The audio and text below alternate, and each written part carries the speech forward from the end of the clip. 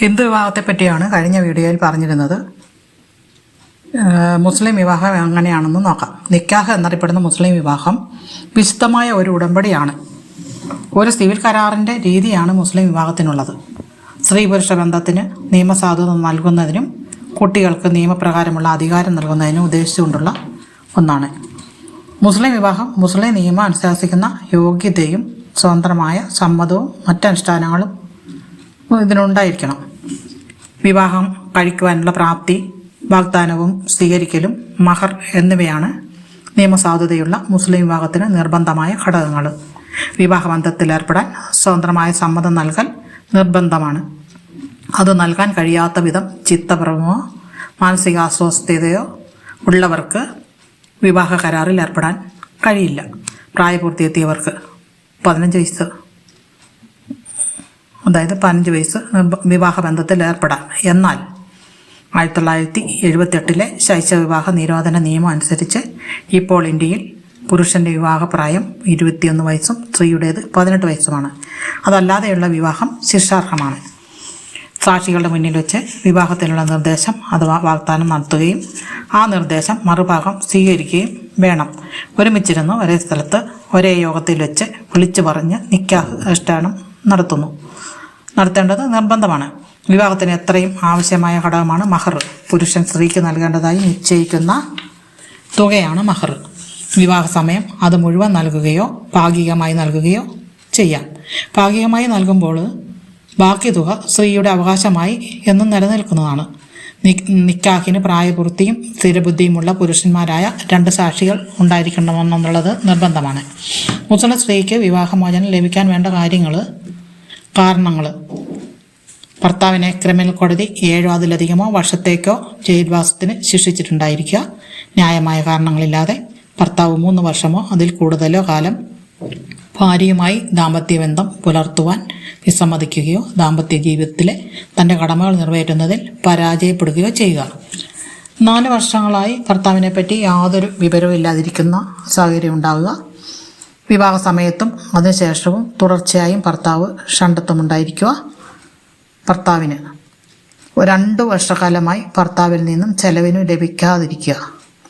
2 വർഷക്കാലമായി ഭർത്താവ് ചിത്തഭ്രമമുള്ളവനാവുക, അല്ലെങ്കിൽ ഭർത്താവിന് കുഷ്ഠരോഗമുണ്ടാവുകയോ തീവ്രമായ ലൈംഗിക രോഗം ഉണ്ടാവുകയോ ചെയ്യുക.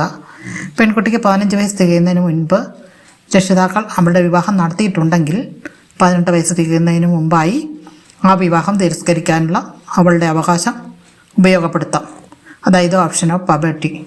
കുടുംബജീവിതത്തിൽ ഭർത്താവ് ക്രൂരമായി പെരുമാറുക.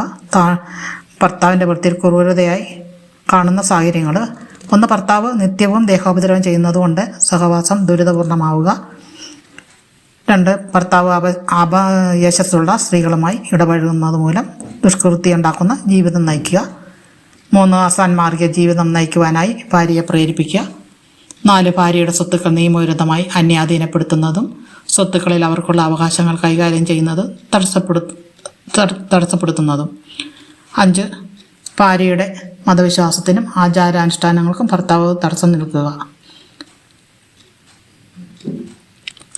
1 ഭാര്യമാരുള്ള മുസ്ലിം പുരുഷൻ ഏതെങ്കിലും ഒരു ഭാര്യയെ പരിപാലിക്കുന്നതിൽ വിവേചനം കാണിക്കുകയും തുല്യ പരിഗണന നിഷേധിക്കുകയും ധാർമ്മിക നീതിക്കനുസരിച്ച് പരിപാലിക്കാതിരിക്കുകയും ചെയ്യുക. മുസ്ലിം വിവാഹമോചിതരുടെ അവകാശ സംരക്ഷണ നിയമം എന്താണെന്ന് നോക്കാം.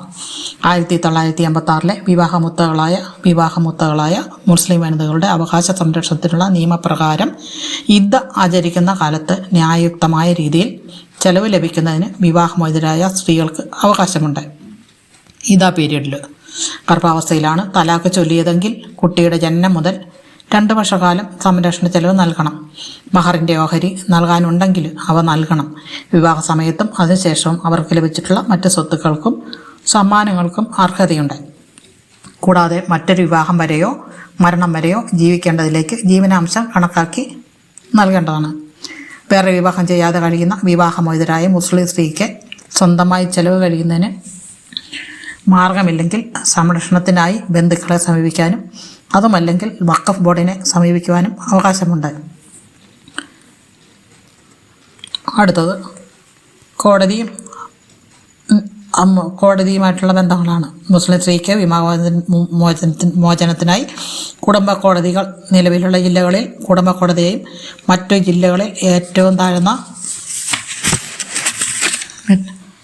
സിവിൽ കോടതിയെയും സമീപിക്കാവുന്നതാണ്. മുസ്ലിം വ്യക്തി നിയമപ്രകാരം പിൽക്കാല സംരക്ഷണ ചെലവിനായി സിവിൽ കോടതിയെയും സമീപിക്കാവുന്നതാണ്. വിവാഹമോചിതരുടെ അവകാശ സംരക്ഷണ നിയമമനുസരിച്ച് കിട്ടേണ്ടുന്ന ആനുകൂല്യങ്ങൾക്ക് 1-ാം ക്ലാസ് മജിസ്ട്രേറ്റ് കോടതിയെയാണ് സമീപിക്കേണ്ടത്. അതായത് അവകാശ സംരക്ഷണ നിയമം അനുസരിച്ച് കിട്ടേണ്ട ആനുകൂല്യങ്ങൾക്ക് വേണ്ടി സമീപിക്കേണ്ടതാണ് മജിസ്ട്രേറ്റ് കോടതിയാണ്. ഇസ്ലാമിക നിയമപ്രകാരം ദാമ്പത്യബന്ധം പുനഃസ്ഥാപിക്കാൻ കുടുംബ കോടതിയിലും കുടുംബ കോടതി ഇല്ലാത്ത ജില്ലകളിൽ സിവിൽ കോടതിയെയും സമീപിക്കാവുന്നതാണ്.